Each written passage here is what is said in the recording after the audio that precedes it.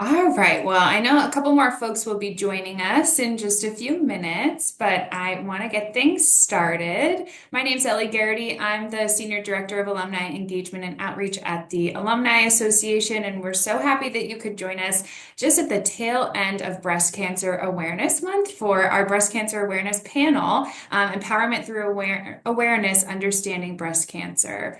We have two fabulous panelists here with us today who are also Terp alums that going to be sharing their stories and sharing their knowledge and experience with this topic. So we're excited that you joined us today.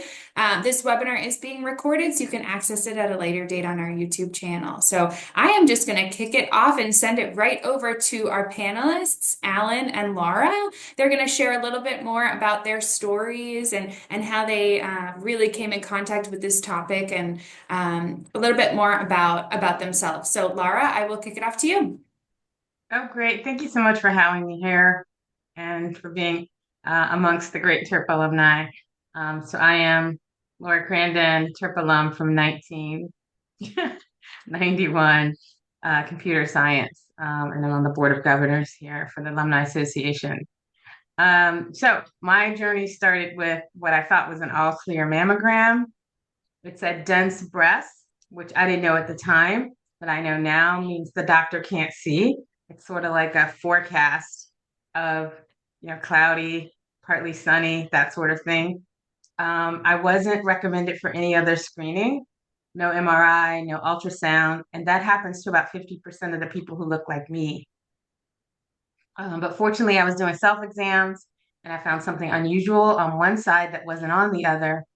And so I had that investigated biopsy, and it turned out that I had breast cancer, had all the things radiation, chemo, surgery, and testing, which is a focus for me. And then 2 years later, I had this headache I couldn't shake, and it turned out it had spread to my brain.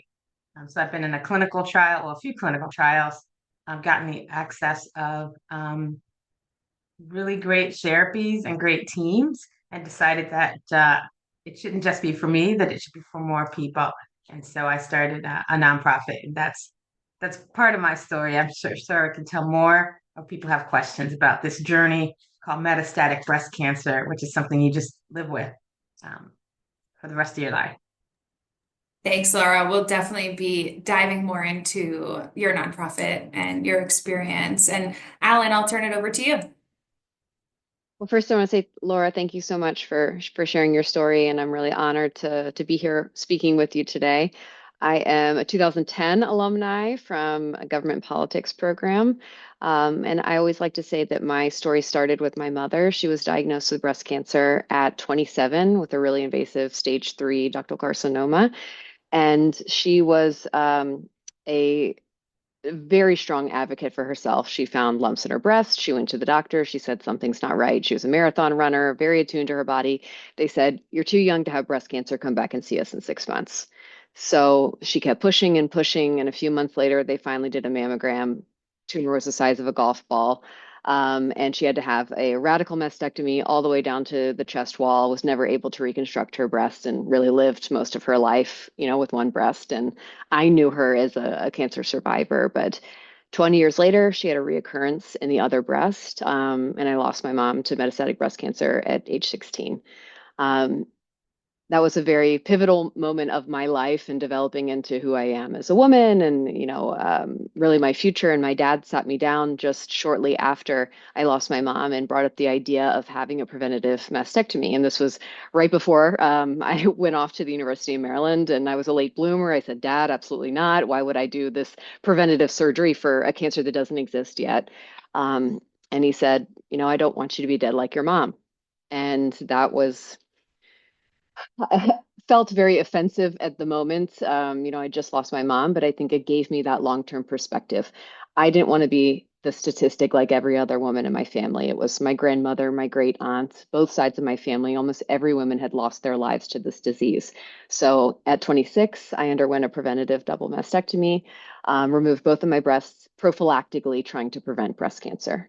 And now I am on the other side of this surgery. I kept talking about my future husband and my future children. I'm now married. I have two little girls. I was able to do IVF, ensure that they don't carry the same gene mutation that I do that puts me at a higher risk of cancer. And yeah, founded a foundation. Now I'm on the other side, and I'm really grateful to be here with you to talk about the power of prevention, the importance of research and metastatic breast cancer research. And so yeah, thank you so much for having me here. Thank you, Alan, for sharing that story, and I am sorry for your loss. As you just mentioned, your decision to undergo the double mastectomy did garner global attention. How has that personal choice influenced your advocacy work for breast cancer awareness? So when I decided to have my surgery, I shared it with a friend. I was 24-year-old Miss America contestant. And one thing led to the other. It was a snowball effect, and it became this internationally viral story, being really one of the first women in the beauty industry, so to speak, to talk about having this preventative surgery. This was prior to Angelina Jolie. And, really women, and particularly young women, weren't talking about this yet. So, I really was thrust in this position of being a spokesperson for young women undergoing a procedure like this. Um, but it changed the trajectory of my life, and it gave me this platform to really speak to my generation about the importance of prevention. We always look at breast cancer like it's an older women's disease, and that's just not true. More and more women are being diagnosed in their 20s and 30s with very aggressive stage 3, stage 4 breast cancers. And I think it is so important that we're talking about this in the media, that we are advocating for all women to know they're normal, to do self breast exams, to learn how to do them. Laura touched on that. Most women find their own breast cancer, and they either do it by accident or through something like a self exam. So teaching, college age women how to do this, empowering them with these self-care tools that they can take with them throughout their whole life to either catch cancer early or prevent it in the first place. Thanks, Alan. And you bring up such a great point about a lot of women finding the breast cancer themselves, even though they may have undergone a mammogram or something like that, similar to Laura's story. So, Laura, you touched on this a little bit, but can you share more about your organization, Touch for Life, and how it addresses breast cancer disparities? Yes, so thank you so much, and so much sharing your story, Alan. It's really moving. And the advocacy that you're doing is so impactful at younger ages because we're not necessarily in the data. And so Touch for Life, I started because I started to realize many of my University of Maryland sisters didn't know how to do self-exams, didn't know the risk factors, didn't know the importance of genetics. So Alan talked about that. The mutations, as they're called, that you can inherit from your mom or dad. Because if prostate cancer runs in your family, for example, it could put you at risk for breast cancer. And so I started to realize that this was something that needed to be addressed, particularly in the Black community, because a lot of the guidelines are set without us in the clinical data or clinical studies. So when the study says, start at 40, 2 paragraphs down, it says, oh, but if you're a Black woman, you're at a higher risk. And so you should at least be baselined at 35. And so at Touch for Life, we go to community events. We participate in research. We have some global research that we're doing with NIH in the UK. I go around and talk to physicians and challenge them to make sure that they're including us in clinical trials, ordering these genetics and what's called biomarker or mutation tests for us. And we work on policy to make sure that those types of tests are accessible to people, whether that's federal, state, or employer policy. So Touch for Life really is focused on making sure the underserved populations know the facts, can advocate for themselves around those different areas, and make sure that they're getting the health care that they deserve, just like I did when I went through mine. But I felt it was a privilege that it shouldn't just be for me. I shouldn't be a unicorn. And so that's what we do. And we started the initiative Black Genes Matter to speak to the Black community about the importance of knowing these risk factors and getting these tests, because in fact, a lot of times they're not ordered for us. There are gaps for us. And so that's what Touch for Life does. That's what the Black Genes Matter movement does and initiative to make sure that people of color have access to these types of things.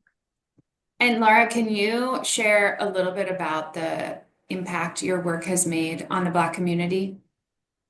Oh, yeah, it gets me a little emotional, particularly when folks talk about not knowing and then going in and asking their doctors and then getting the test and then realizing that they actually had cancer. And no one was talking to them. So we've talked to about 150,000 people around the country, enough to fill M&T Bank Stadium and CQ Stadium a couple times over, because we work with a lot of community organizations to get the word out. We're online. And so we've also advocated for policies that have been passed in the state of Maryland, which is great, to make genetic and genomic testing no cost. And we've done research that asks the question of, do you want to know your genetic risks? And if you do, would you act on it? And so 86% of the people who encounter our workshops raise their hand and say, yes, they want to get the genetic test and want to know. And if they've been diagnosed, 72% say yes, they would want to get the mutation testing specifically on their tumor to make them act eligible for clinical trials and eligible for the latest advances in science, because it's really like the difference between getting the iPhone 3 and the iPhone 16.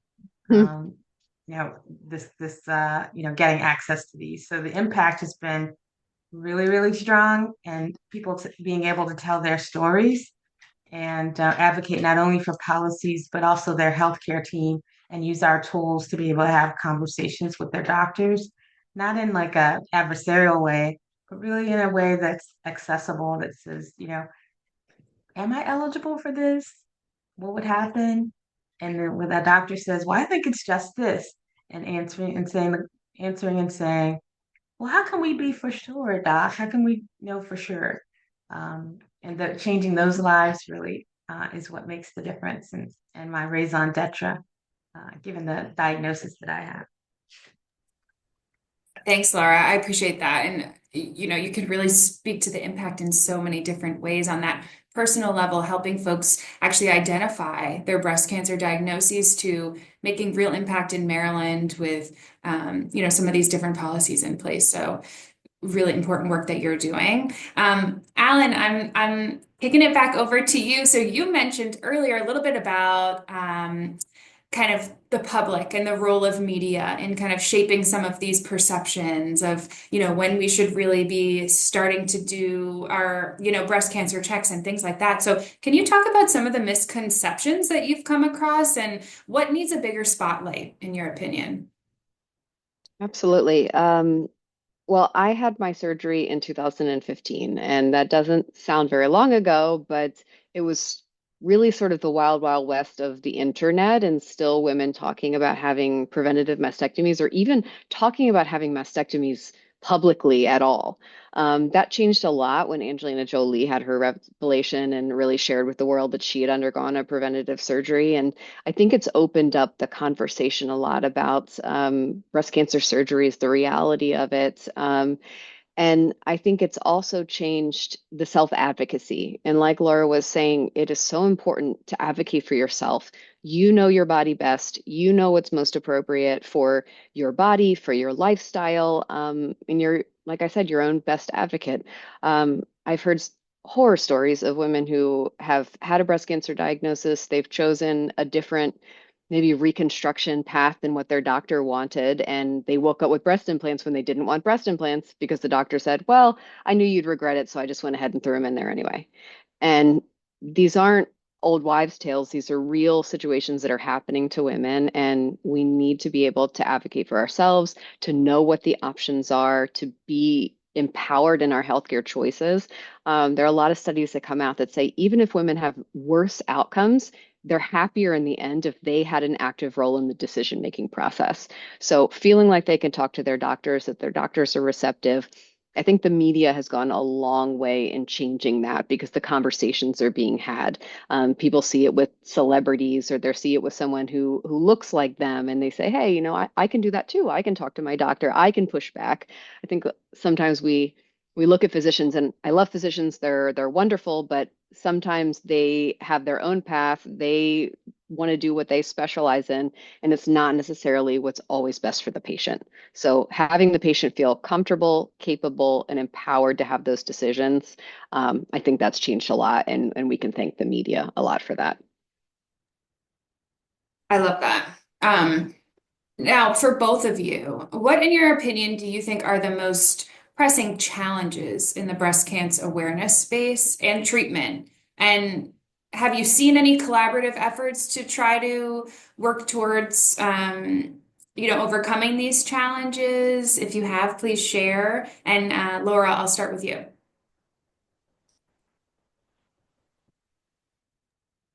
That's a big question, and I have a furry colleague who wants to get in on the conversation. I have seen some collaboration. In fact, I was pushing for some collaboration. I spoke at NIH a couple weeks ago for brain metastasis, and they wanted the patient perspective. And they wanted to know about quality of life with therapies. So what's happening in the cancer space is a lot of what's called precision medicine or precision oncology, which means looking at you as an individual, what's making up your DNA, what's making up your particular cancer or your genes, and then targeting that and leaving the other stuff alone, the kind of good, healthy cells. But that's going to pass a lot of us by if we aren't tested for these things. So, for example, at the NIH conference, they wanted to know, how patients felt about living longer versus like living longer and kind of all these bad side effects. And I pressed and said, well, gosh, like you, there are people who do these studies all the time in marketing and business, these conjoined studies that put things pit things against each other. Like, yes, I want that high leather seat in my car, but if it's going to cost $10,000, I'm not going to go for that. I'll be good with the kind of fake leather. But there are these disciplines that already know how to work together. Why aren't you working with people in the business school? That sort of thing. So I think it has to be, you have to press when you're one of the advocates, press for that type of collaboration. I was also on a call this morning where we're doing the global research and we're talking about molecular tumor boards. So that's where they sit down and talk about your particular tumor and making that accessible to countries that don't today have the capacity to do that. And so there are also collaborations across continents that can happen, but they happen because advocates, as Ellen was saying, are talking about it and pressing for it. And you're using your voice to say, there've got to be different answers to these questions. And so I'm hopeful for that. I'm hopeful for precision oncology and more collaboration like what I see on Maryland's campus across disciplines. It needs to be applied in the cancer space. Yeah. You bring up some good points there and at the global level as well. Alan, anything to add to that? Any of the pressing challenges that you've seen and collaborative efforts that have been making some strides? Yeah, I would say the number one thing is metastatic breast cancer needs more research. It's not the pretty cancer that we like to talk about, that's easy to talk about. So having research, if we can cure stage 4 metastatic breast cancer, we can cure all breast cancer. And that is number one and should be top of mind always. Second, I think we touched on it a little bit earlier. I don't know if we had started the webinar yet, but just that breast cancer is not just for older women. And that's a conversation that we really need to continue to have. It's gonna make me tear up, but just in the last month, I've had 2 people very close to me diagnosed with stage 4 metastatic breast cancer in their 30s. One of them just had a baby 4 months ago. And to have these women, no family history, they don't have a gene link. People think you have to have a breast cancer gene mutation to have breast cancer, and that's just not true. 90% of cancer diagnoses are not gene linked. So teaching young women the tools that they can take to either prevent cancer or find it as early as possible, because the number one link to beating breast cancer is early detection, finding it as early as possible. So, like we talked about, teaching women how to do self-breast exams, letting them know what's normal for their body, giving them the tools to advocate for themselves in the doctor's office when they get the push off like my mom did, you're too young to have breast cancer. And I think too, encouraging people to test and, like Laura said, giving them the tools to do that, because it's not always been a financially accessible thing for most people. I was really lucky that my insurance company covered it because I had this strong family, link to breast cancer, but it's not accessible for everyone. And we're also in this odd space where people are doing these ancestry tests like 23andMe and finding out they carry a breast cancer gene mutation by accident, and then they don't know what to do with that information. So providing more resources, which is what we do at the Previver, to be able to have them take a deep breath, learn what they need to do, what their risk is, and then what they do moving forward. Alan, as you mentioned the Previver, could you just give us a little bit more information about how that all started? And for folks who want to learn more about it, how can they do so? Yeah, so I'm what you call a previver of someone who has survived a genetic predisposition to breast cancer. So anyone who is choosing to take preventative steps, like having a preventative mastectomy, like I did, they're considered a previver. And for me, after I had this incredible viral moment, I underwent my surgery. I just was bombarded with the amount of questions that people were sending to me, really sliding in the DMs, so to speak, asking me, what kind of reconstruction did you have? What kind of implants did you use? What surgery did you have? And I wanted to point them to somewhere on the internet, give them a resource where they could find all this information. But I realized it just wasn't there. There was piecemeal information here and there on the big cancer websites, but there was no one comprehensive place where people could go learn about their options for mastectomy, for reconstruction, for gene testing in a nice, easily accessible, non-scary way that could kind of dip their toe in the water, so to speak, of learning about it. And feel empowered in their options. And, I talked about how there are women who would go into a doctor's office and they say, okay, implants, out the door you go. And that's not the only method of reconstruction. There are so many different methods available for us now. So I wanted women to be able to take their phone in their doctor's office, say, well, what about these 16 other options? And feel empowered to have that conversation. So that's what the Previver does. I always joke we're kind of like the Wikipedia of breast health, so to speak. So they can take us in their doctor's office. They can take us with them in their walk of life, learn how to do a self-breast exam, learn about themselves essentially. And so I feel very, very fortunate that so many people have collaborated with us. It's grown to be what it is now, and to get to be a resource for young women who are facing this and really don't know what to do or where to go. I'm going to stay with you, Alan, excuse me, and I'm coming back to you as well, Laura. But Laura, you brought up the interdisciplinary collaboration, and I want to hear more about your thoughts there. But Alan, you talked a lot about educating young women, especially college age women. So can you speak to kind of your success in that area, or maybe what your pipeline dream would be for collaborating with different universities or making sure that young women in college do have access to this information? This is my number one personal advocacy goal, is to be able to create a health curriculum for young women on high school and college age campuses to teach them these tools that they can take with them their whole lives. Because a self-breast exam takes 1 minute, 2 minutes. You need to do it once a month, but it is such an incredible tool in teaching women what's normal for their body and allowing them to advocate for themselves on a very basic level. You know your body best. You know when things change. And the scary thing is, we're constantly bombarded with reminders to do a self-breast exam, but nobody's actually teaching young women how to do it. And so that has become my advocacy mission is, every month I do these self exams on Instagram, on TikTok, showing women just how easy it is to do it. And I had this really incredible moment a couple of months ago where this woman said, I see your annoying reminders on Instagram every month to do these self exams. And, I was just sitting at home and I said, okay, I got a couple minutes. I'll just go ahead and do it. And she said, I just found out that I was diagnosed with a stage 1 breast cancer. I've caught it early, and it was because of those reminders. I never would have done it. And so it's so important to just give women this tool, because I can't tell you the thousands and thousands of messages of women saying a self breast exam seems self-explanatory, but I don't know how to do it. No one has showed me. So it seems simple, but I think it would be such a valuable tool for young people. So that's my ultimate goal. If there's anybody out there listening who wants to collaborate on it, maybe it starts at the University of Maryland. We pilot this there. But I just think it would be such a valuable thing. And I mean, it's not just women, it's men too. Men can be diagnosed with breast cancer and they should be, feeling themselves every month and knowing their body as well. Sure. Yeah. And I wrote down a couple people to connect you with here at Maryland too. So hopefully Love to we hear could, it. yes, it would be a great place to start at your alma mater. But I was going to say, gosh, I mean, you can call me annoying, you could call me whatever you want, but if it means that you're, recognizing that you have stage 1 breast cancer, that's really all that matters. So that's huge.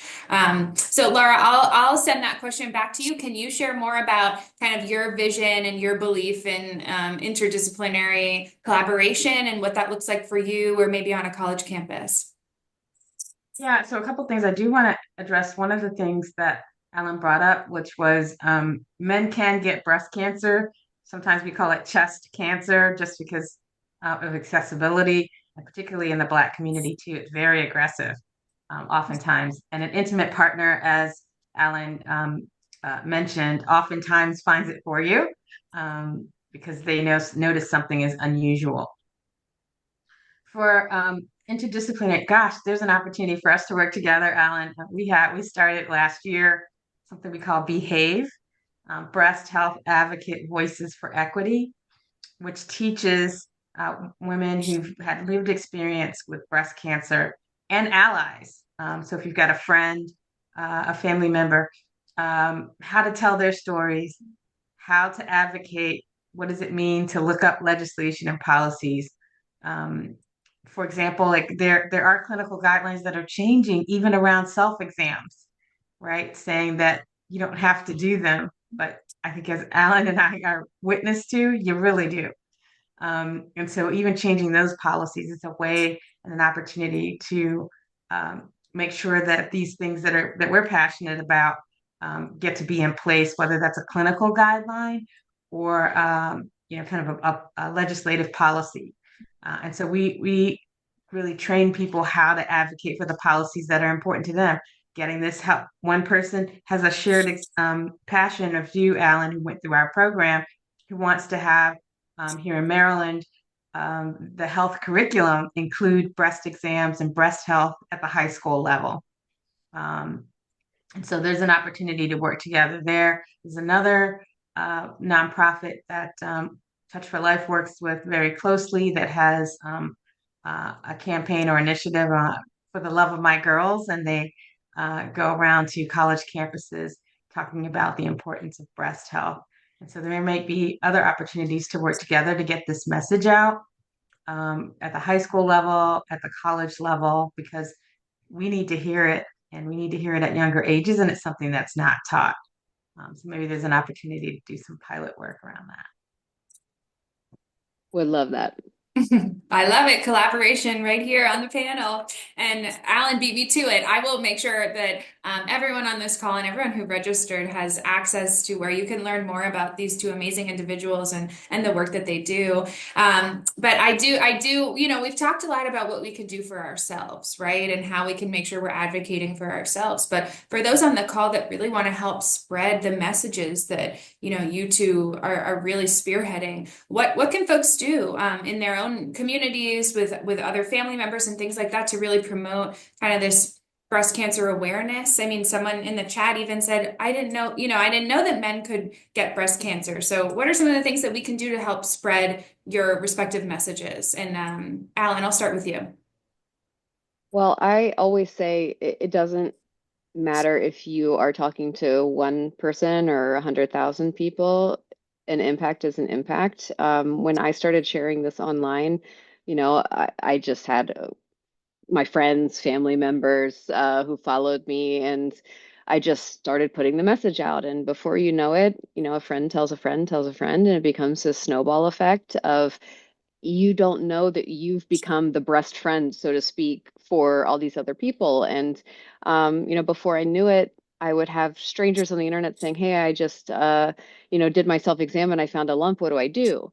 And, sometimes I would be like, what do you do? What doctor should I send these people to? And so I'm constantly learning advocacy tools and then handing that out to friends. So I think having an open communication with friends, with family members, so important to know your family history too. And that is such a big problem for us. And, particularly in for Black women too, not having that conversation or not having access to that information about their genetic background, it's such an invaluable thing. And I feel so grateful that, even though I lost my mom, she was such a self advocate. She knew about the gene mutations that our family carried. She passed that information on to me. And so that legacy was able to come down into me. And now I had IVF with genetic testing. I was able to eliminate that gene mutation from my family tree.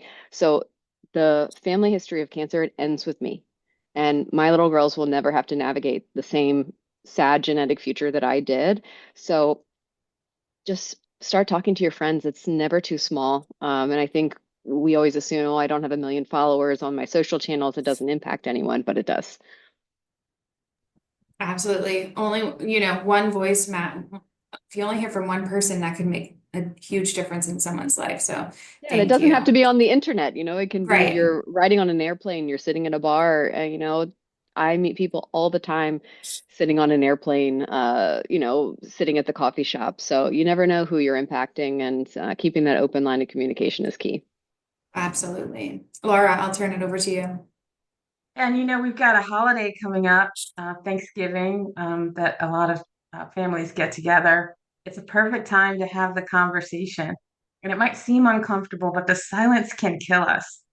There are folks who don't know, particularly in our community, just what someone died of. I was just listening to a panel. A mom, the person's mom died at like 6 years old. No one ever talked about it. She never found out what she had until she was 29. Those were years that she could have been, screened early. And so having the conversation, what's your PSA, what's your A1C, maybe write down on a postcard, something like that. But sharing that information with cousins and siblings, it's really important because what happens is once you share that family history, it can make you eligible for testing or screening early. And then once it's documented in your health record, that's what helps you get it covered by the insurance as well. And it changes from year to year. Like last year, maybe somebody didn't have diabetes, they have pre-diabetes, and now they have diabetes, or they didn't have prostate cancer, and this year they do. And so knowing that family history is really important and talking about normalizing it, that it's okay to have these conversations because, as Alan said, you're leaving this legacy of love for your family. What better thing to leave than a legacy of health, just like her mom did for her? That's so special and precious. And let's keep that going. Or let's start it if it doesn't exist right now. Right, absolutely. Thank you both. So I appreciate all the vulnerability and I hope the audience feels that as well. This can be a somewhat heavy topic, talking about, what you've personally faced, what others are facing. How do you stay positive and what kind of light do you look towards as you continue to stay motivated in this work? And Alan, I'll start with you. I just realized that every day, even if you're not seeing some big impact that you're having, I think the advocacy, it does continue to flow. And it's small little things. I shared my IVF story online, talking about going through this process, doing the gene testing, eliminating that with my family tree. And I had one woman reach out to me and say, I carry a breast cancer gene mutation, and I didn't think that I wanted to have children because I didn't want to pass this on, what felt like a death sentence, to my future children. And she goes, I had no idea you could do IVF genetic testing and your children could be free of the mutation that you had. And so these things happen by accident all the time. So keeping that open communication and those little conversations just feel like such great wins. And this is a really heavy topic, but it's lighter when we're in this together. And the very sad thing for me is when you find someone who had a cancer diagnosis and maybe they're at Thanksgiving dinner and it's, oh yeah, well, grandma died of breast cancer, and oh yeah, mom had it too, but she never talked about it. And so opening up that line of communication, normalizing it, making women feel okay to talk about this. Crazy thing for me, there's this great group, community group out there called the Breasties, and they did a self breast exam live on Good Morning America or the Today Show, one of those shows. And they made them wear these big, baggy, long sleeve t-shirts in order to do a self exam on television because touching your body on live television was somehow still taboo. I'm like, we're teaching women how to do a self breast exam that could save their lives, and you're making these women wear these big, bulky sweatshirts. Like, it just is crazy to me. So I think keeping talking about it, normalizing it, like Laura said, it's going to make the difference. I'll come back to what you just said, Alan, because I have another question about the future generations and what you see, their advocacy work looking like. But Laura, I want to hear a little bit more about kind of what motivates you and keeps you looking towards, the light and the positivity with a heavy topic like this. Yeah, I thank you so much for asking. I mean, my faith, my family, and knowing that I could leave this legacy of my life to impact others. When you're metastatic or stage four, I view it as it's not an automatic death sentence. When I first spread to my brain, Dr. Google said I'd be dead like 6 years ago. And that's not the case. Obviously, I'm still alive talking to you. But making it more like a chronic disease, like diabetes or something like that. And so we're around, so that we're around, and the research, as Alan said, in the research, keeping us living with a high quality of life is something that motivates me, and to make sure that others, A, it's caught early, or B, if they do find themselves with stage four metastatic disease, that they know that there's hope. They know that it's, not an automatic end. And that really inspires me and motivates me to keep going because I'm on some kind of treatment for the rest of my life. But, here I am and trying to make a difference. And that's what I view as, my role in this world and my purpose.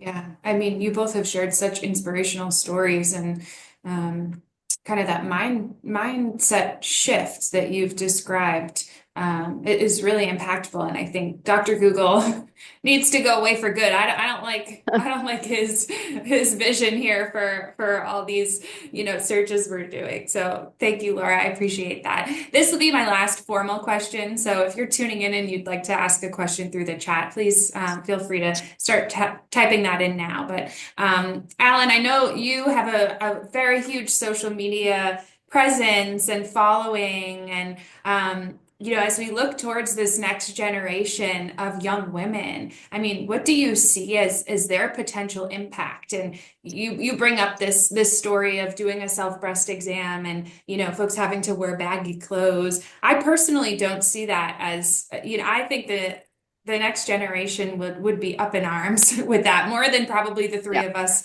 already are. So what do you see as maybe some of their kind of pillars of advocacy in this work moving forward? Yeah, I see it already sort of with Gen Z. There's this sort of no nonsense attitude of, but why? Why are we doing things the way that we've always done it? The status quo is going out the window. And I really like what I see in terms of advocacy. They're much more open. They are learning these tools earlier and earlier, but I think we as older generations, as millennials, boomers, going on and on, we owe it to them to arm them with the tools to really utilize this momentum that they have. So I feel very hopeful. It's my goal that my young girls will not have to live in a world riddled with breast cancer. And um, I think that that's not a dream that's too far off. If we continue to keep our heads down, stay focused, and teach young women and young men the tools that they need to take care of themselves and to continue to fund the important stage four research, I think we can get there. Laura, any thoughts on your end with this next generation?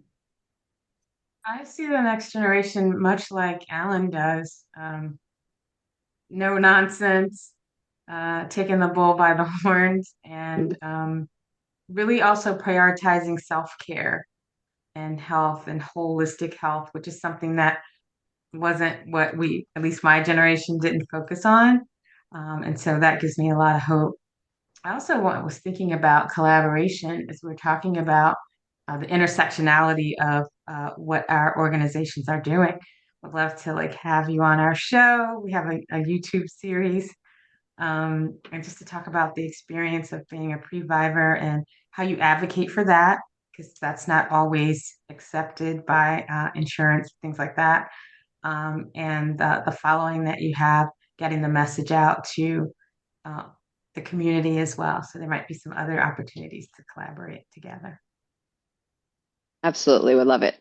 I love it. I'll just add this next generation. I am no expert here, but I just feel like they value transparency as well, and they're way more emotionally connected, emotionally driven as well. Yes.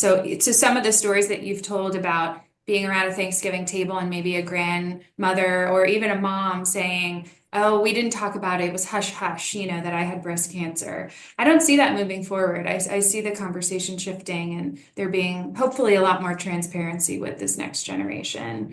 Oh, go Just ahead. one more thing to Sure. add too. I think Gen Z has changed a lot in terms of the workplace, and I think that's so important that quality of life matters, your health matters, and so running yourself into an early grave by being in this hustle culture, it's not part of the Gen Z narrative, and I think that's such a beautiful thing. Of course, the older generations will probably poo-poo that and say they're not hard workers, but I think they're not, they're just working smarter and valuing their peace, their free time, their health. And I hope that's going to change the health trajectory, particularly for the United States, because I'm living here in Europe and I also am from the US. So getting to see things from a different lens. I hope that they continue to push forward and make some substantial change when it comes to, all of us being able to access the health resources that we need.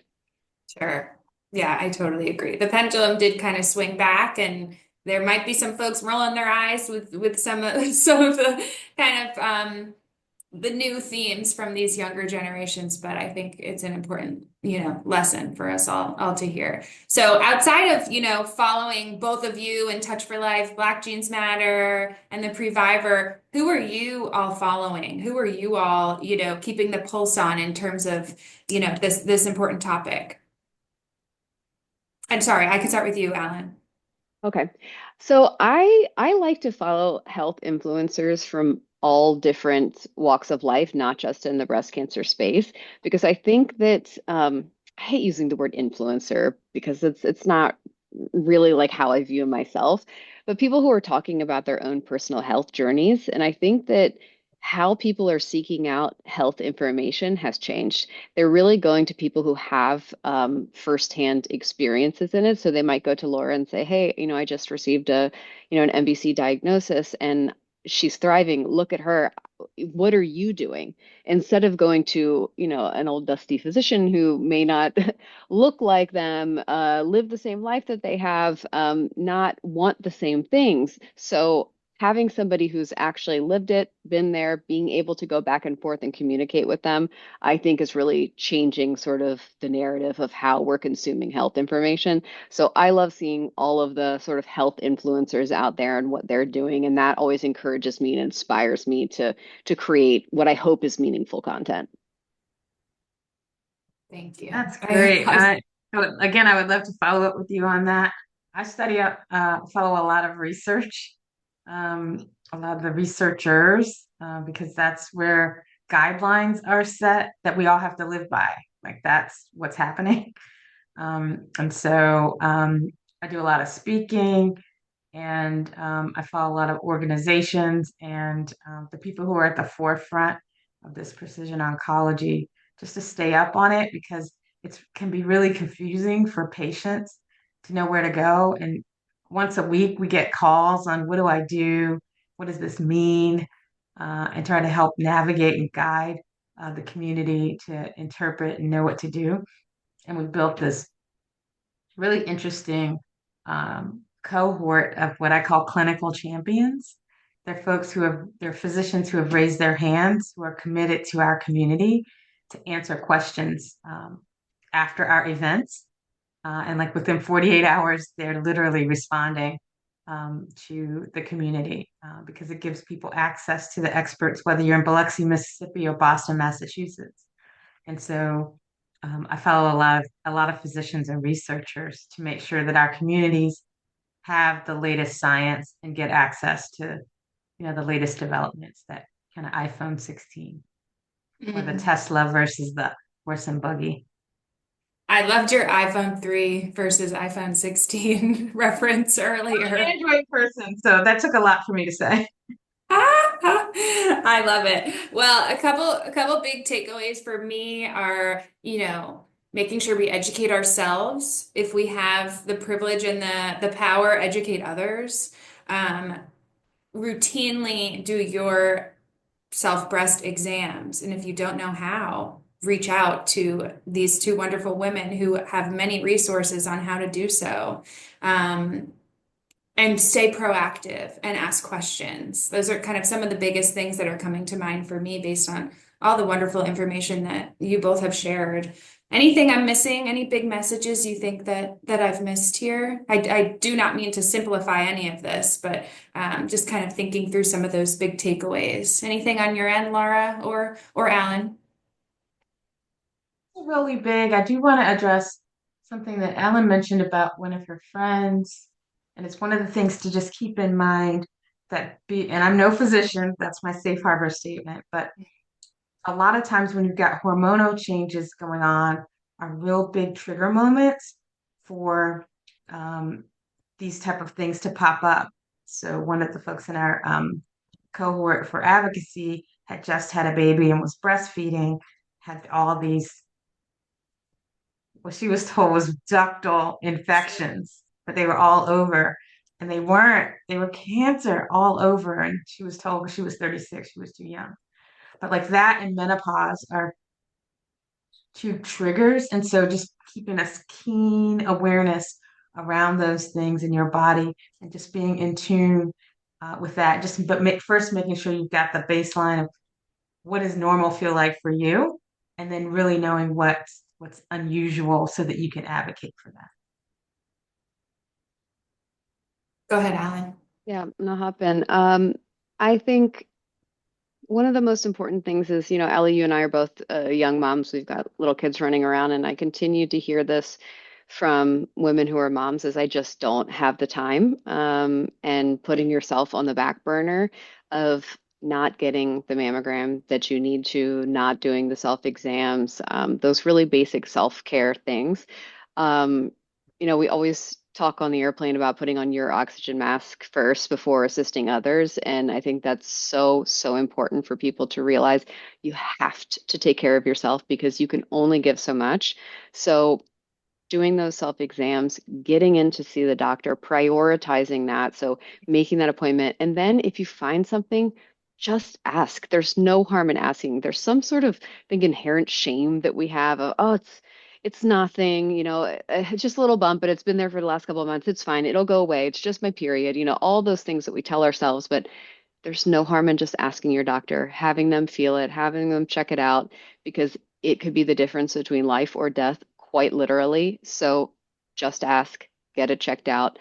One of my friends who I had mentioned earlier, she's my roommate at the University of Maryland. Her sister was just diagnosed with stage 4 metastatic breast cancer. She's in her early 30s. And she had, found this lump, but just kind of ignored it because life was going on. She had other things to do. And then, there's probably some inherent fear too. Like you don't want to know if it's something bad. Um, and, I wish that she had had a little bit more of a push to get in to do that early screening, and maybe things could have been different for her. Maybe that diagnosis could have been different.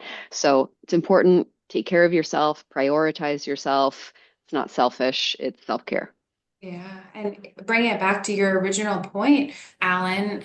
you now, your mom's legacy that she left for you was you described her as a self-advocate, right? So some of these young moms, I mean, that's what the young daughters are looking at their mothers remembering. So it's just even more motivation, Well, and my to mom was a self-advocate. I'm sorry to interrupt you, but yeah. she didn't do her annual mammograms. And before she knew it, when her brother was diagnosed with small cell lung cancer, it finally got her back in the doctor's office because Mm, life got in the way having kids. And before you knew it, she had a stage 3 breast cancer. It, metastasized. And, I lost my mom and I spent, it's gonna make me emotional. I spent most of my life without my mom. And that shouldn't have been the yeah, case because she could have caught it earlier. And so yeah. it just, I'm so passionate about people taking the time for themselves. This is so important. So anyone out there, if you're age 40, you're ready to get those mammograms, or if you have a family history, that's another thing. People don't know that, let's say your mom was diagnosed at 40, you're supposed to start screening at 30. It's 10 years prior to that first line relative. So Yes. if you've got any sort of family history out there, get your screenings done, take care of yourself.